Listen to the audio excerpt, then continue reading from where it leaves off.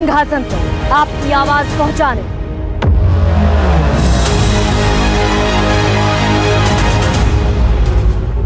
इस बार देश की आधी आबादी पूछेगी सबसे बड़ा सवाल, मेरे यानी गरिमा सिंह के साथ।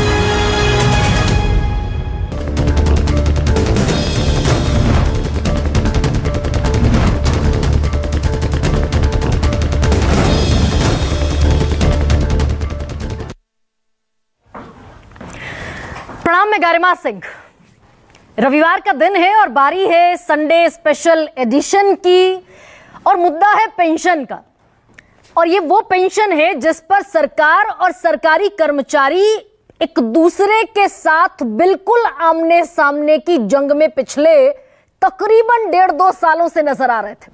ठनी हुई थी लगातार, और कर्मचारी कह रहे थे कि किसी भी सूरत ओपीएस यानी कि ओल्ड पेंशन स्कीम वापस लाओ, हमारी बुढ़ापे की लाठी छीन ली गई, इस तरीके के नारे थे। और साफ यह भी कर दिया गया था सारे सरकारी कर्मचारियों के संगठनों की तरफ से कि जो ओपीएस के साथ है हम उसके साथ हैं। और केंद्रीय कर्मचारियों की तादाद भी बढ़िया है, 23 लाख सरकारी केंद्रीय कर्मचारी हैं। अब ऐसे में ओपीएस और एनपीएस का मुद्दा जरा पेचीदा मुद्दा भी बनता हुआ सरकारी नजरिए से, वोट बैंक के लिहाज से भी बनता दिख रहा था।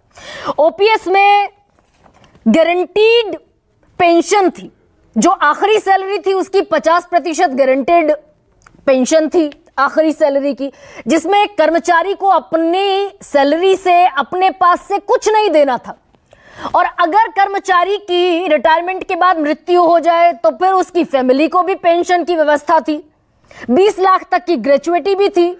हर 6 महीने में डियरनेस अलाउंस भी लागू होता था, यानी कि महंगाई भत्ता भी जुड़ जाता था। जितनी महंगाई बढ़ती गई उतना पैसा बढ़ता गया। ये थे ओपीएस के फायदे और भी थे, मसलन जीपीएफ की सुविधा थी, मेडिकल की सुविधा थी। तो ये सब खत्म कर दिया 2004 में, बल्कि कहूंगी 2003 के आखिरी महीनों में अटल बिहारी वाजपेयी की सरकार थी, एनडीए की, और सरकार नई एक स्कीम लेकर आई। ओपीएस को खत्म कर दिया, नई एक स्कीम लेकर आई जिसे नाम दिया गया नेशनल पेंशन स्कीम। अब उसमें क्या था, उसमें कोई गारंटी नहीं थी कि फिक्स्ड पेंशन मिलेगी ही मिलेगी। और बहुत सारे केसेस तो ऐसे भी देखे गए कि 80,000 किसी कर्मचारी की आखिरी तनख्वाह थी और पेंशन मिली उसको मात्र 2,085 रुपए। तो कोई फिक्स्ड पेंशन नहीं थी। और अलावा इसके जो ओपीएस नॉन कॉन्ट्रीब्यूटरी स्कीम था वो एनपीएस में कॉन्ट्रीब्यूटरी हो गया। कर्मचारी अपनी तनख्वाह से हर महीने कटवाएगा 10%, सरकार देगी 14%, और ये जो सारा पैसा रहेगा ये मार्केट में इन्वेस्ट होगा, यानी कि शेयर बाजार में। अब शेयर बाजार ऊपर बढ़ेगा तो आपकी पेंशन भी बढ़ जाएगी, नीचे गिरेगा आपकी पेंशन नीचे गिर जाएगी। अब इसका जबरदस्त विरोध चल रहा था, और ये आज से नहीं लंबे वक्त से। और जैसा मैंने कहा कि भाई 23 लाख कर्मचारियों की अगर एक आवाज हो कि जो ओपीएस के साथ है हम उसके साथ खड़े होंगे, तो जाहिर सी बात है ये वोट बैंक का मुद्दा भी बनेगा, ये राजनीति का मुद्दा भी बनेगा, ये इलेक्टोरल बैलेट को प्रभावित भी करेगा। अब ऐसे में क्या हुआ कि अप्रैल 2023 में सरकार ने एक कमेटी बना दी और उस कमेटी का अध्यक्ष बना दिया फाइनेंस सेक्रेटरी को, वित्त सचिव को, टीवी सोमनाथन को। और निर्मला सीतारमण जो कि वित्त मंत्री पिछले टेन्योर में भी थी, उन्होंने संसद में कहा कि हम अब ये जो कमेटी बना रहे हैं ये तय करेगी कि एनपीएस को और बेहतर कैसे किया जा सकता है। ओपीएस पर कोई जिक्र नहीं था, एनपीएस को कैसे बेहतर किया जा सकता है कमेटी बना दी। भड़के हुए थे कर्मचारी, लगातार हड़ताल की धमकियां थी, प्रधानमंत्री मोदी को चिट्ठी लिख रहे थे। तो ये कमेटी बन गई अप्रैल 2023 में। लेकिन अब हुआ क्या कि 1.5 साल से ये कमेटी तो बनी हुई थी, लेकिन नतीजा सिफर था, कोई सुगबुगाहट नहीं किसी भी तरीके की।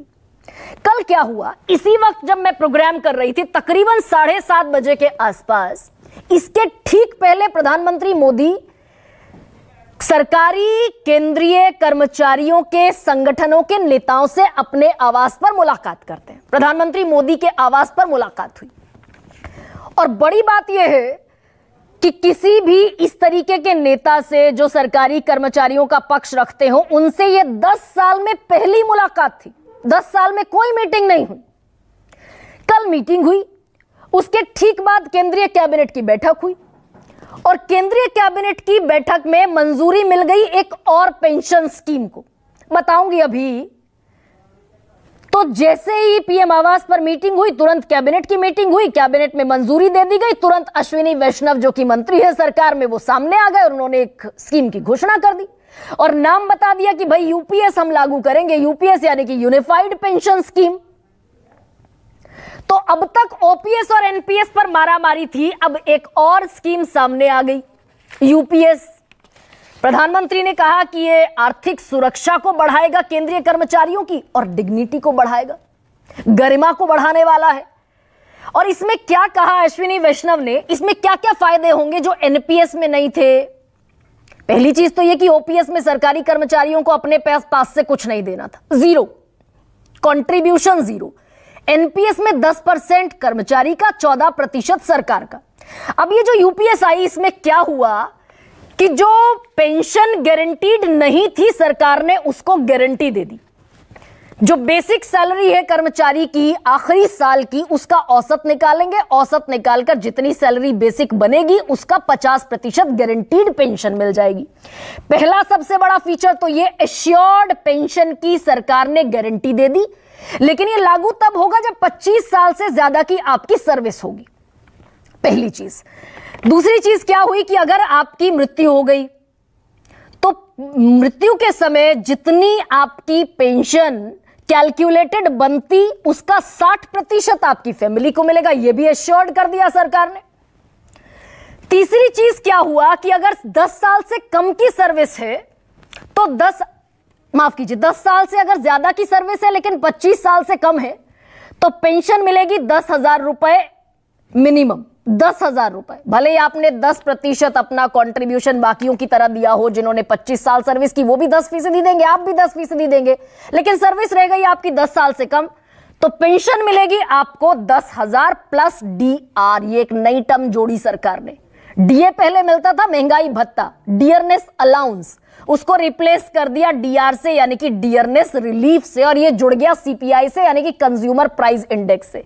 जितनी महंगाई बढ़ेगी उसे सरकार के आंकड़ों में उसके हिसाब से ये मिलेगा आपको।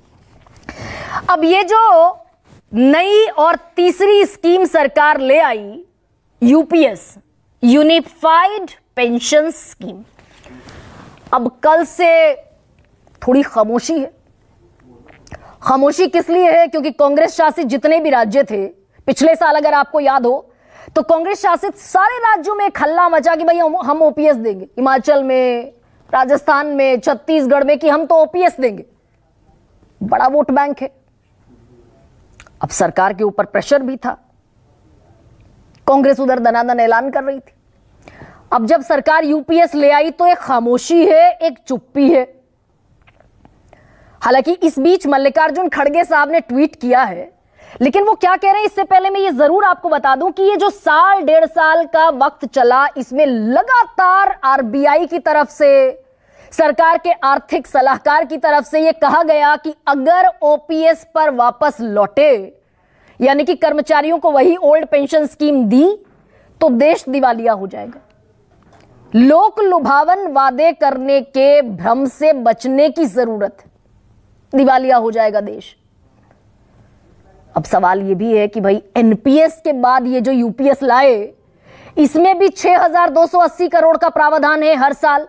800 करोड़ एरियर के देने पड़ेंगे, क्योंकि 2004 से लेकर अभी 2024 तक और 2025 तक भी जो लोग रिटायर हुए एनपीएस के तहत, उन्हें बाकी का पैसा मिलेगा एरियर के साथ, ब्याज के साथ मिलेगा। 800 करोड़ उसके भी हैं।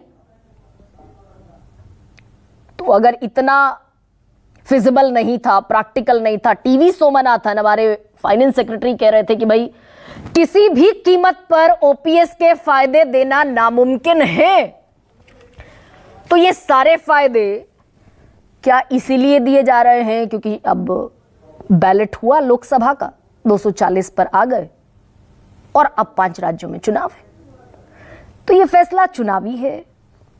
ये केंद्रीय कर्मचारियों की डिग्निटी से जुड़ा है, कुछ पॉलिटिकल गेम है, सरकारी खजाने की चिंता, ये तमाम चीजें एक मिलकर एक कॉकटेल बना रही।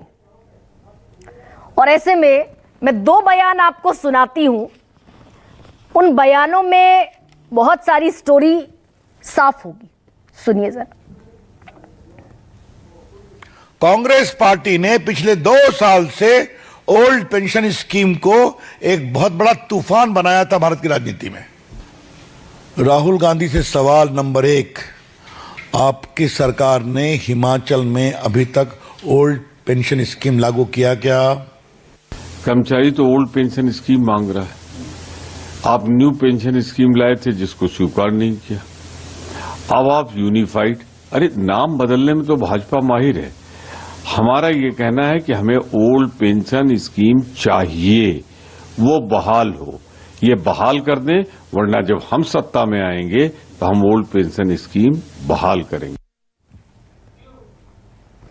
प्रमोद तिवारी कह रहे हैं ओल्ड पेंशन स्कीम बहाल करेंगे, और मल्लिकार्जुन खड़गे कह रहे हैं कि रोल बैक सरकार हो गई है और ये विपक्ष के दबाव में हो रहा है। चाहे लेटरल एंट्री हो, चाहे वक्फ बिल हो, चाहे ब्रॉडकास्ट रेगुलेटरी बिल हो, उसके पहले इंडेक्सेशन टैक्स हो, ये विपक्ष के दबाव में बढ़िया काम कर रही है सरकार। तो ऐसे में क्या है, सबसे बड़ा सवाल आपके सामने रखते हैं। नई और पुरानी पेंशन पर थी लड़ाई, सरकार एक और स्कीम क्यों लाई? और चुनाव में जीत हो निश्चित, इसीलिए हुई ये पेंशन सुनिश्चित।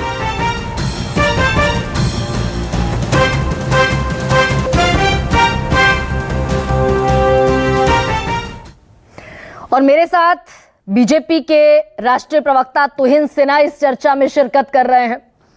कमलाकर त्रिपाठी मेरे साथ राजनीतिक विश्लेषक के तौर पर हैं, लेकिन कांग्रेस का पक्ष रखेंगे।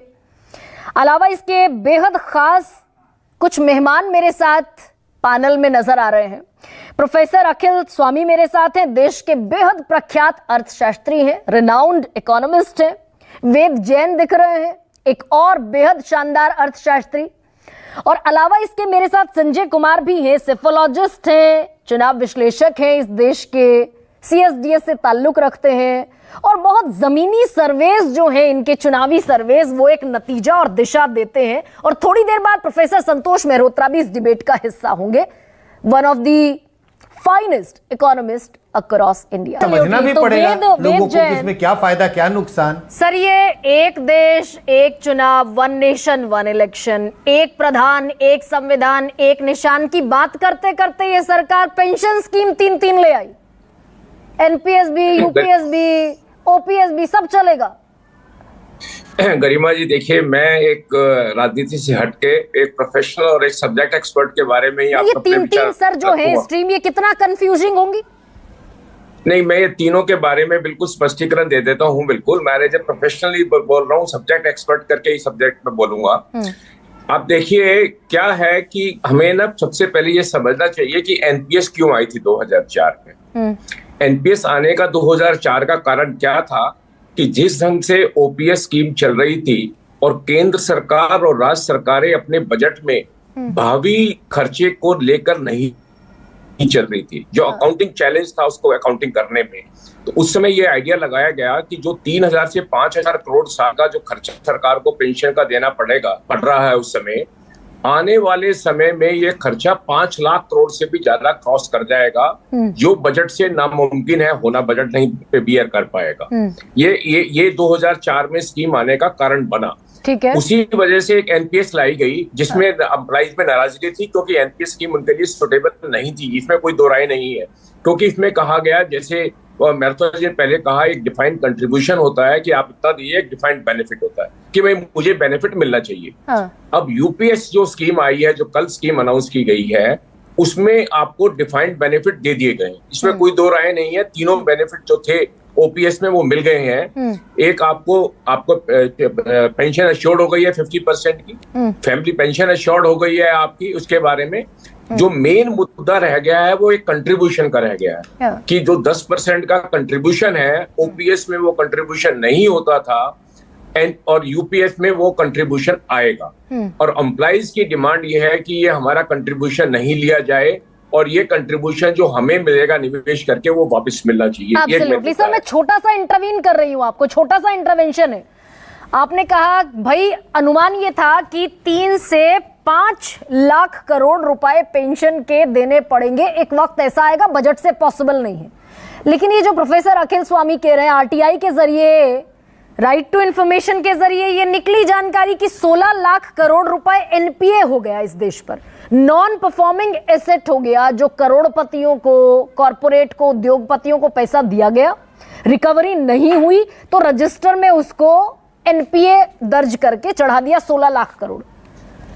तो ये 16 लाख करोड़ हम खर्च कर सकते हैं, 7 साल का आंकड़ा है ये आरटीआई के जरिए, और ये 5 लाख करोड़ हम नहीं दे सकते। नहीं, हाँ मैं बता दूं गरिमा जी। इसके लिए देखिए, मैंने शुरू में कहा मैं राजनीति वाले विचार नहीं, मैं सिर्फ अर्थशास्त्री या ऐसे सिर्फ एज ए अकाउंटिंग आपको बता देता हूँ कि क्या इश्यू है। भारत सरकार का बजट टोटल 46 लाख करोड़ का है। ठीक है, उसमें एनपीए वगैरह का कोई वो नहीं आता। 32 लाख करोड़ रुपए हम लगभग अपना रिवेन्यू जनरेट करते हैं, जिसमें टैक्स रिवेन्यू भी आता है, नॉन टैक्स आता है, और 14 लाख करोड़ की बोरिंग करते हैं, और 46 लाख करोड़ के खर्चे में हम सरकार का जो वेरियस खर्चे हैं उसको खर्चे को चलाते हैं। नहीं सर, देते तो है ना, आम आदमी की जबान में दे तो देते हैं 16 लाख करोड़ एनपीए हो गया, जो कॉर्पोरेट से हम रिकवरी नहीं कर पाए। नहीं, वो सरकारी बजट से एनपीए नहीं जाता। देखिए, सरकारी बजट से एनपीए नहीं जाता सर, गया तो इनकम टैक्स, गया तो टैक्स पेयर के पैसे से ना।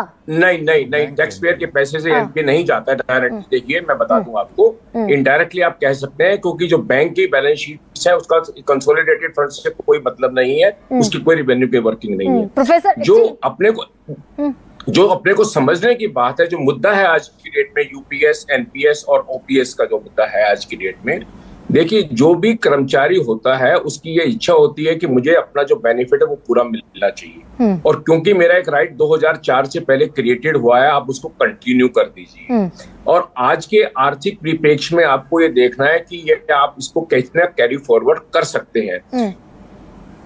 तो आज की डेट में भारत की आर्थिक स्थिति को देखते हुए और जो वर्किंग देखते हुए, जो कल की स्कीम है, मैं ये नहीं कह रहा कि स्कीम में अभी सुधार नहीं किया जा सकता, स्कीम में सुधार किया जा सकता है, और एम्प्लॉइज की ये डिमांड कि भाई मेरा कंट्रीब्यूशन मुझे मिलना चाहिए वापस, ये उसमें नहीं जाना चाहिए। एक छोटी सी विंडो उसमें भी दी है कि वो आपको 3 दिन की सैलरी पर 6 मंथ के हिसाब से आपको एक रेवोल्यूशन मिलेगा। लेकिन ये जो आज की डेट की जो डिबेट इस बारे में मानने की, क्योंकि अपने को मेन जो डिबेट करनी है वो ये है कि अगर इस पेंशन को आज की डेट में ओपीएस स्कीम में जैसे बिना कंट्रीब्यूशन के लाया जाता है वो भी किया जा सकता है, उस साल में मेरा ऐसा मानना है, एज ए प्रोफेशनली मैं कहूंगा, अगर सरकार 20 से 25 हजार करोड़ रुपए सालाना, क्योंकि मुझे ऐसा लगता है कि सरकार का कुल 2.5 लाख करोड़ रुपए साल का इस्टेब्लिशमेंट का खर्चा है सैलरी का, 10% की रिकवरी अगर हम एम्प्लॉय से करते हैं सैलरी की, वो 25 हजार करोड़ रुपए सालाना करते हैं। अगर हम ये 10% उनका एम्प्लॉय का छोड़ दें और सरकार अपने बजट में 25 हजार करोड़ का कंट्रीब्यूशन खुद करने लग जाए सालाना, तो ये शायद समस्या हल हो सकती है। पॉसिबल है तो ये? अर्थशास्त्री के तौर पर ही बताइए वेद, कि भाई आरबीआई कह रहा है कि हम दिवालिया हो जाएंगे, पॉसिबल है क्या? नहीं, उसमें उसका कारण तब होता है जब ये पॉसिबिलिटी तब होती है जब हम आज की डेट में प्रोविजन नहीं करें। हाँ, ये प्रोविजन नहीं करें। प्रोफेसर अखिल स्वामी, ये जो मेरा सवाल था, एक मिनट दे दीजिए। अकाउंटिंग में ये बहुत जरूरी है, जो मेरी एम्प्लॉइज आज की डेट में है उसकी जो फ्यूचर की लायबिलिटी है मुझे आज ही प्रोवाइड करनी पड़ेगी। ठीक है सर। प्रोफेसर अखिल स्वामी, ये टैक्स पेयर का ही पैसा तो है जो एनपीए घोषित हो गया, यहाँ पे मैं कुछ गलती कर रही हूँ क्या? देखिए गरिमा जी, भाई है तो आफ्टर ऑल देश का पैसा ना। गरिमा जी, अगर ये देश इतना कमजोर और इतना गरीब है, मिसेस बाइडेन को जाके 7.5 कैरेट का हीरा भेंट किया जाता है, यूक्रेन जाके पता नहीं कितने हजार करोड़ का अनुदान दिया जाता है, 12 करोड़ की कार में घूमा जाता है, 8,000 करोड़ के हवाई जहाज में घूमा जाता है, पूरे विश्व में बताते हैं कि हमारे यहाँ कोई आर्थिक संकट नहीं है। जब बड़े बड़े पूंजीपतियों की आमदनी कोविड पीरियड में 10 गुनी बढ़ जाती है, आम आदमी जो है उसकी आमदनी घट जाती है, जहां आम आदमी और गरीब आदमी की, अरे आप जो ये बड़े बड़े सिविल सर्वेंट्स की बात मत करो जिनको 1 लाख की पेंशन मिलती है, सरकारी कर्मचारी में वो लोग भी हैं जो बेचारे 50,000 की तनख्वाह पाते हैं और रिटायरमेंट के बाद 20-25 हजार की पेंशन पाते हैं। आप उनके पेट पे लात मार रहे हो। तो ये जो विपक्ष कह रहा है कि भाई ये विपक्ष के दबाव में सरकार ने बढ़िया काम किया, नहीं, गलत कह रहा है। अभी नहीं समझ में आया है विपक्ष को, अभी नहीं समझ में आया है। ये इतना बड़ा धोखा है यूपीएस। अगर इसकी फाइनेंशियल जैन साहब बैठे हुए हैं, इसकी अगर कैलकुलेशन करा ली जाए पावर कंपाउंडिंग के हिसाब से, अगर मैं 25 साल तक 10% बेसिक देता रहूं और हर 7 साल के बाद मेरी वो 10% डबल होता जाए, 20 साल के बाद मेरा ये 10% ही मेरी पेंशन को इंश्योर कर देगा। और यही नाटक किया है, यही धोखा सरकार ने किया है यूपीएस। यानी कि प्रोफेसर अखिल स्वामी, सरकार को अपने पास से कुछ नहीं देना, कुछ नहीं देना है, और बल्कि जो कर्मचारी देगा उसमें से भी कर्मचारी को पूरा पैसा नहीं मिलेगा, क्योंकि 10% बेसिक का अगर 1 लाख मेरी तनख्वाह है और 10,000 रुपए महीने में दे रहा हूं और 40 साल के बाद आप मुझे 1 लाख रुपए देंगे। ठीक है, तो हिंद सिन्हा भाई, आपकी पार्टी एक देश एक चुनाव, एक देश एक संविधान, एक प्रधान एक निशान की बात करने वाली पार्टी, ये तीन स्कीम का झमेला, इसको यूनिफाइड करके कोई ऐसा प्लान आ सकता है जिससे भाई आप भी खुश, सरकार भी खुश, विपक्ष भी खुश और कर्मचारी भी खुश? गरिमा जी, मैं इसका भी जवाब देता हूं, लेकिन आज मैं आश्चर्यचकित हूं, आपके शो पर 3 लोगों ने इस नए स्कीम में, सरकार की नई स्कीम में मेरिट देखा है, और जो अर्थशास्त्री इसका विरोध कर रहे हैं, नहीं आया कल सुबह वो बोलेंगे जो मैं बोल रहा हूं। आपको क्या समझ में आता है? आप शांत होइए, ये शो का फॉर्मेट, जब मैं बोल रहा हूं, आप जब बोल रहे थे मैं शांत था, जब मैं बोल रहा हूं तो शांत होकर सुनिए। ये क्या आप बोल रहे हैं? बोलिए। नहीं, आप ये क्या बात कर रहे हैं गरिमा जी? गरिमा जी, this is not the format of show. Please carry on. Very much correct. नहीं, मैं हैरान हूं। आप कह रहे हैं कि आप पिछले 30 साल से 10,000 रुपये देंगे। अरे, जो सरकारी नौकरी में रहता है 30 साल में कम से कम 4 बार प्रमोशन होता है उसका। जो आज 1 लाख अर्न कर रहा है रिटायरमेंट के वक्त, वो 30 साल पहले शायद 25,000 अर्न कर रहा होगा। तो सबसे पहले तो आपको पता ही नहीं है कि आप क्या बोल रहे हैं। नहीं, मैं तो कम से कम आप थोड़ा सा जो है सोच समझ कर बोलिए। 3 बार आलोचना मत कीजिए आप अर्थशास्त्री, और तीन बार आप अपने तर्कों में, 3 बार एक बेहद प्रबुद्ध प्रवक्ता नहीं, आप 3 बार अपने तर्कों में आप ये कह रहे हैं कि एक मत होइए। नहीं, तो आप जो कह रहे हैं वो इतना गलत कह रहे हैं। आप दर्शकों को गुमराह कर रहे हैं ये कहकर कि 10,000 आप 30 साल तक देंगे। कैसे 10,000 देंगे आप? प्रोफेसर अखिल, आपने बोला तो हिंद नहीं, आप कैसे आप देंगे 10,000? मैं सीधी बात पूछ रहा हूं। आप अर्थशास्त्री, आप 3 बार अपने तर्कों में कह रहे हैं कि 1 अप्रैल 2025 तक ये सरकार नहीं टिकेगी। नहीं, एक सेकंड, ये राजनीतिक पार्टियों को छोड़ दीजिए कि सरकार कब तक टिकेगी। लेकिन ये बता दीजिए, अच्छा, क्या एक यूनिफाइड स्कीम हो सकती है जिसमें ये ओपीएस, एनपीएस और यूपीएस का झमेला ना हो? एक यूनिफाइड स्कीम हो जिसमें सबकी मंजूरी शामिल? मैं बता रहा हूं आपको गरिमा जी, मैं इस वक्त तीनों का प्रावधान इसलिए दिया गया है क्योंकि सरकार लोकतंत्र में यकीन करती है। कोई भी चीज, और इस तरह के संवेदनशील विषय पर कोई भी धारणा, कोई भी एक स्कीम को इस वक्त इंपोज नहीं करना चाहती है। लेकिन निश्चित रूप से सरकार का यह मानना है कि आने वाले समय में बड़े पैमाने में राज्य सरकारों को भी इसी स्कीम में मेरिट दिखेगा, और इसीलिए यह फैक्टर किया गया है कि जो 23 लाख की संख्या अभी है, अगर राज्य सरकारें भी इसको अपनाती हैं तो आने वाले समय में यह 90 लाख तक जा सकता है। 90 लाख हो जाएगा। प्रोफेसर संजय, कंक्लूडिंग रिमार्क मुझे दे दीजिए। प्रोफेसर संजय, एक कंक्लूडिंग रिमार्क मैं चाहती हूं आपसे कि ये चुनावी फायदे के लिए लाई गई जो स्कीम है, अब कुछ को इसमें मेरिट दिख रहा है, कुछ को डीमेरिट दिख रहा है। ये बैकफायर करेगा या प्रॉफिटेबल होगा? कह पाना बहुत मुश्किल है गरिमा जी इस वक्त, क्योंकि इस वक्त इसी की बात का पता नहीं है कि क्या ये कर्मचारियों के फायदे के लिए है या नुकसान के लिए है। जब तक इस बात का खुलासा नहीं होगा जनता के बीच में कि सचमुच उन्हें फायदा हो रहा है, अगर उन्हें लगेगा कि फायदा हो रहा है तो रूलिंग पार्टी को फायदा होगा, और उन्हें लगेगा कि फायदा नहीं है, नुकसान है, तो ये बैकफायर भी कर सकता है। खैर, लेकिन इस संक्षिप्त टिप्पणी के लिए आपका बहुत आभार, क्योंकि समय वैसे भी कम था और दर्शक जानते हैं कि रविवार के दिन अक्सर कोई पॉलिटिकल रिप्रेजेंटेटिव हम नहीं बुलाते, कोशिश करते हैं कि पत्रकारों के साथ चर्चा हो, लेकिन मुद्दा आज का जो था उसमें पॉलिटिकल रिप्रेजेंटेशन जरूरी था।